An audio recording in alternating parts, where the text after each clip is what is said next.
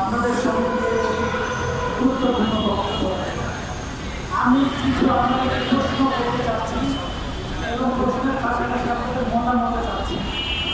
আমরা তো চাই সারা দেশের সকল শিক্ষা প্রতিষ্ঠান একজন এমপিও হতে চাই কি চাই? স্বীকৃতি চার এমপিও চাই, কিন্তু যারা আসে নাই, যারা আমাদের সহযোগিতা করছে না, তাদের আপনারা কি চান? তাদের আপনারা কি চান? আমরা আন্দোলন বন্ধ করে দিব, আন্দোলন স্থগিত করে চলে যাব? আমরা যারা এখানে উপস্থিত আছি তাদেরকে নিয়েই আমরা আমাদের আন্দোলন সংগ্রাম করে প্রয়োজনে যারা আমরা এখানে অংশগ্রহণ করেছি আমরা আমাদের দাবি বাস্তবায়নের চেষ্টা করব। আমাদের উদ্যোগ নেওয়া উচিত। দ্বিতীয়ত যে কথাটা বলবো সেটা হচ্ছে যে একটা সংগঠন পরিচালনা করার জন্য সংগঠনের সাথে সম্পৃক্ত সদস্যদের সার্বিক সহযোগিতা বলতে শারীরিক, মানসিক, আর্থিক সব সহযোগিতা নিয়ে একটা সংগঠন পরিচালিত হবে। এটা সর্বজন স্বীকৃত বৈশিষ্ট্য। কিন্তু আমরা আমাদের সংগঠন গত 7 তারিখ থেকে আমাদের আন্দোলন সংগ্রাম চালিয়েছি। আমাদের অর্থ বিষয়ক সম্পাদক প্রিন্সিপাল রাকিবুল্লাহ স্যারের কাছে একটা হিসাব রয়েছে। আমরা সমন্বয়কবৃন্দ আমাদের ব্যক্তিগত তহবিল থেকে প্রায় 20,000-এর অধিক টাকা এই যে বিভিন্ন অ্যারেঞ্জমেন্টের জন্য আমরা খরচ করছি। তাহলে আপনাদের আমাদের মধ্যে কোনো পার্থক্য নাই। আপনারাও মনের প্রিয়, আমরা নেতারাও মনের প্রিয়, অর্থাৎ আমরা সবাই আর্থিকভাবে দুর্বল জনগোষ্ঠী। কাজেই সকল বিষয় যদি সমন্বয়ক নেতাদের উপরে চাপিয়ে দেওয়া যায় তাহলে সেটা কি হয়ে যাবে? প্রচন্ড কষ্টকর এবং অমানবিক হয়ে যাবে।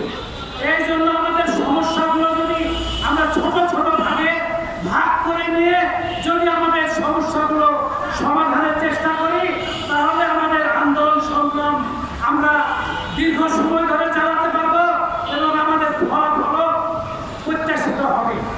এই জন্য আমরা মনে করছি এখানে যারা আছেন প্রয়োজনে তাদেরকে নিয়েই আমরা আগামী দিনের পথ চলার মাধ্যমে আমাদের এমপিও ভর্তি সুনিশ্চিত করব।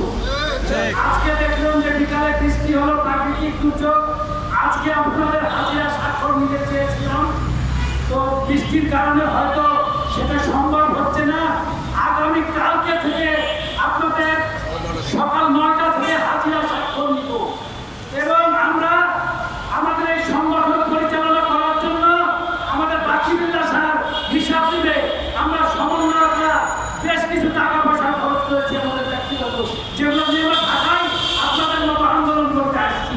কিন্তু ওই টাকা যদি আমাদের সংগঠনের কাজেই আমরা শেষ করে দিই তাহলে আমরা কিভাবে থাকবো? এই জন্য আমাদের কি করা উচিত আপনাদের মতামত চাচ্ছি।